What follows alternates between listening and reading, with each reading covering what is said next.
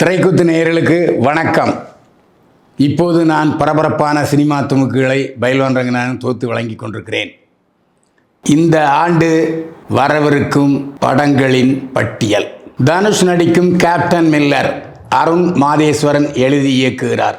அருண் மாதேஸ்வரன் கதை, திரைக்கதை, வசனம் எழுதி இயக்கும் படம் கேப்டன் மில்லர். இது 1930களில் நடந்த சுதந்திர போராட்டம் மற்றும் வெள்ளையர்களுக்கு எதிரான போராட்டத்தை பற்றிய கதைக்களம். இந்த படத்தில் தனுஷ் போராட்ட வீரராக நடித்திருக்கிறார். இந்த படத்தை சத்யஜோதி தியாகராஜன் தயாரிக்கிறார். மிகவும் எதிர்பார்க்கப்படும் படங்களில் ஒன்றாக இருக்கிற கேப்டன் மில்லருடைய சில வீடியோ காட்சிகள் வலைதளங்களில் வைரலாக பரவி வருகின்றன. மடோன் அஸ்வின் கதை, திரைக்கதை, வசனம் எழுதி இயக்கி சிவகார்த்திகேயன் கதாநாயகன் படம் மாவீரன். இந்த படம் பயங்கர எதிர்பார்ப்பை உண்டாக்கி இருக்கிறது. சிவகார்த்திகேயன் வழக்கமான பொழுதுபோக்கு அம்சங்களுடன் காதல், சண்டை, காமெடி என்று உருவாகி இருப்பதாக அருண் மாதேஸ்வரன் தெரிவித்தார். அடுத்து சிவகார்த்திகேயன் நடித்து வெளிவரும் படம் மாவீரன். அதிதி சங்கர் இயக்குனர் சங்கரின் மகள் கதாநாயகியாக நடிக்கும் படம் மாவீரன். இந்த படத்தில் வில்லனாக நடிப்பவர் இயக்குனர் மிஷ்கின். பா ரஞ்சித் எழுதி இயக்கும் தங்கலான். கோலார் தங்கவயலில் தமிழர்கள் அதிகம் பேர் வாழ்கிறார்கள். கோலார் தங்கவயல் சுரங்கத்தில் நடைபெற்ற பிரச்சனைகளை பற்றிய படம் தங்கலான். இந்த படத்தில் விக்ரம் கதாநாயகன் நடிக்கிறார். பசுபதி மற்றும் பலர் இந்த படத்தில் நடிக்கிறார்கள். பார்வதி, மாளவிகா மோகனன் ஆகியோரும் இந்த படத்தில் நடிக்கிறார்கள். ஜி.வி. பிரகாஷ் இசையமைக்கும் படம் தங்கலான்.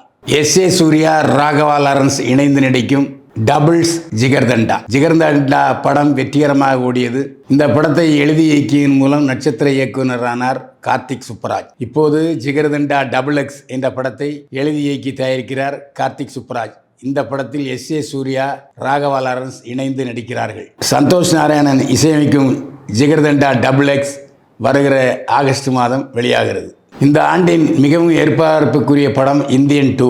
சங்கர் கதை, திரைக்கதை, வசனம் எழுதி இயக்கும் படத்தில் கமல்ஹாசன் கதாநாயகன் நடிக்கிறார். காஜல் அகர்வால், ரகுல் பிரீத் சிங் மற்றும் பலர் இந்த படத்தில் முக்கிய வேடங்களில் நடிக்கிறார்கள். அனிருத் இசையமைக்கும் இந்த படத்தில் சமுத்திரகனி, பாபி சிம்ஹா ஆகியோர் முக்கிய வேடங்களில் நடிக்கிறார்கள். தீபாவளிக்கு வெளியாகிறது ஜெயிலர். ரஜினிகாந்த் கதாநாயகன் நடிக்கும் படம் ஜெயிலர். இந்த படத்தை சன் பிக்சர்ஸ் தயாரிக்கிறது. கடைசி கட்ட படப்பிடிப்பு வேகமாக நடந்து கொண்டிருக்கிறது ஹைதராபாத்தில். நெல்சன் திலீப்குமார் இயக்கத்தில் ரஜினிகாந்துடன் மோகன்லால், சிவராஜ்குமார், சுனில், ரம்யா கிருஷ்ணன், தமன்னா மற்றும் பலர் நடிக்கிறார்கள். தீபாவளிக்கு வெளியாகுகிறது என்று சொல்லப்பட்ட நிலையில் முன்கூட்டி வெளியிடலாமா என்று சன் பிக்சர்ஸ் யோசனை செய்து கொண்டிருக்கிறார்கள். பொன்னியின் செல்வன் பகுதி 2 மணிரத்னம் எழுதி இயக்கும் படம் பொன்னியின் செல்வன் 2. இந்த படத்தில் விக்ரம், ஜெயம் ரவி, கார்த்திக் மற்றும் பலர் நடிக்கிறார்கள். த்ரிஷா, ஐஸ்வர்யா லட்சுமி, பிரபு, விக்ரம் பிரபு என்று நட்சத்திர பட்டாளமே நடித்திருக்கிற படம் பொன்னியின் செல்வன் 2. ஏப்ரல் 28 வெளியாகிற பொன்னியின் செல்வன் பகுதி 2 படத்தின் இசை வெளியீட்டு விழா வருகிற 30 நடக்கிறது. விஜய் நடித்து வரும் லியோ படத்தின் படப்பிடிப்பு கிட்டத்தட்ட நெருங்கிவிட்டது. இன்னும் சில நாட்களே படப்பிடிப்பு பாக்கி இருக்கிறது. 40 நாட்கள் தொடர்ந்து காஷ்மீரில் படமாக்கப்பட்ட படம் லியோ. விஜய், சஞ்சய் தத், மன்சூர் அலிகான், கௌதம் மேனன், மிஷ்கின் மற்றும் பலர் நடித்திருக்கும் படம் லியோ. இந்த ஆண்டு வெளிவரும் விஜய் நடித்த படம் லியோ. சூர்யா நடிக்கும் 42வது படமும் இந்த ஆண்டு வெளிவரும். வேகமாக படப்பிடிப்பு நடந்து கொண்டிருக்கிறது. இதில் சூர்யாவுக்கு ஜோடியாக நடிப்பவர் திஷா பத்தானி. சிறுத்தை சிவா எழுதி இயக்கும் இந்த படத்தை ஞானவேல் ராஜா நீண்ட இடைவெளிக்கு பிறகு தயாரிக்கிறார். படத்துக்கு இன்னும் பெயர் வைக்கவில்லை. படத்தின் பெயர் மற்றும் டீசர் ஏப்ரல் மாதம் வெளியாகும் என்று தெரிகிறது. அஜித்தின் அடுத்த படமும் இந்த ஆண்டே வெளியாகலாம். மகள் திருமேனி எழுதி இயக்கும் படம் அஜித்குமார் கதாநாயகன் நடிக்கிறார். இன்னமும் படப்பிடிப்பு துவங்காத நிலையிலும் மே மாதத்துக்கு மேல் படப்பிடிப்பு தொடங்கினாலும் இந்த ஆண்டு இறுதியே அஜித் நடிக்கும் அடுத்த படம் திரைக்கு வரும் என்று தெரிகிறது. மகள் திருமேனி இந்த படத்தின் கதையை முதலில் விஜய் தான் சொன்னார். விஜய்க்கு இந்த படம் பிடித்திருந்தது. படப்பிடிப்பு விரைவில் கலந்து கொள்வேன் என்று உறுதியளித்தார்.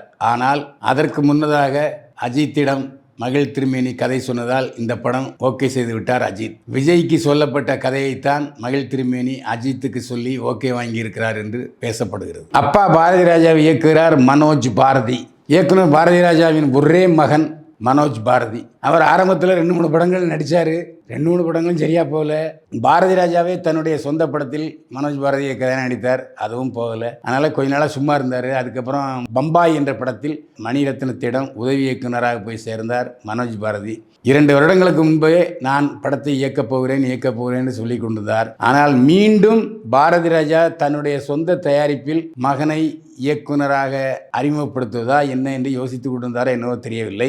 இப்போது தான் இயக்கும் படத்தில் தந்தை பாரதி ராஜாவுக்கு ஒரு நல்ல வேடம் கொடுத்து அவரை இயக்கி இருக்கிறார். பாரதி ராஜாவை இயக்குவது போல மனோஜ் பாரதி ஒரு படத்தை வெளியிட்டிருக்கிறார். இந்த படத்தை அப்போ யாரு தான் வெளியிடுறாங்க நீங்க கேட்கலாம். இந்த படத்தை வெளியிடுபவர் சுசீந்திரன், இயக்குனர் சுசீந்திரன். வெண்ணிலா கபடி குழு தயாரிச்சார சுசீந்திரன், அவர் தான். சுசீந்திரனின் தயாரிப்பு நிறுவனம் தான் இந்த படத்தை தயாரிக்கிறது. இந்த படத்தில் இசையமைக்கிறார் ஜி.வி. பிரகாஷ். இசைக்கு முக்கியத்துவம் தரும் படம் இது. இசையும் பாசமும் தான் படத்தின் கதைக்களம் என்று சொல்கிறார் மனோஜ் பாரதி. கதாநாயகனாக தோற்றாலும் இயக்குனராக மனோஜ் பாரதி வெற்றி பெற வேண்டும் என்று திரைக்கூத்து சேனல் வாழ்த்துகிறது.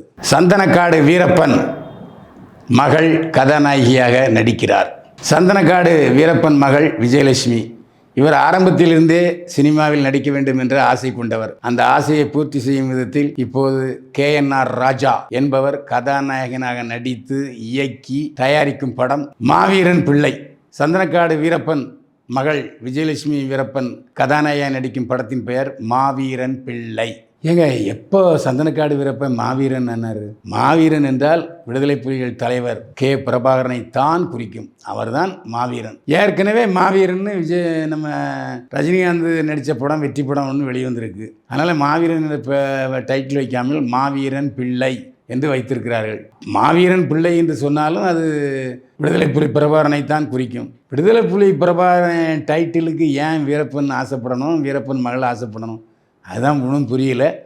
ஆனால் இந்த படத்தில் முக்கிய வேடத்தில் நடிக்கிறார் ராதா ரவி. மது விழிப்புணர்வு பிரச்சார படமாக இந்த படம் இருக்கிறது என்று சொன்னார் பட தயாரிப்பாளரும் இயக்குனரும் நடிகருமான RN ராஜா.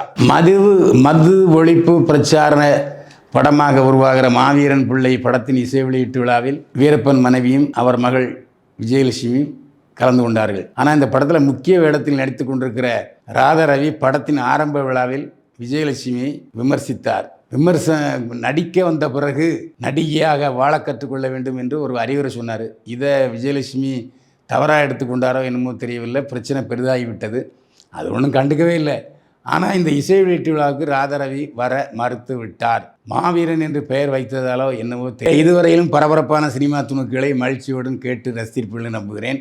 நீங்கள் சப்ஸ்கிரைப் செய்து விட்டீர்கள் என்று எனக்கு தெரியும். உங்கள் நண்பர்கள் உற்றார் உறவினர்களையும் சப்ஸ்கிரைப் பண்ண சொல்லுங்கள்.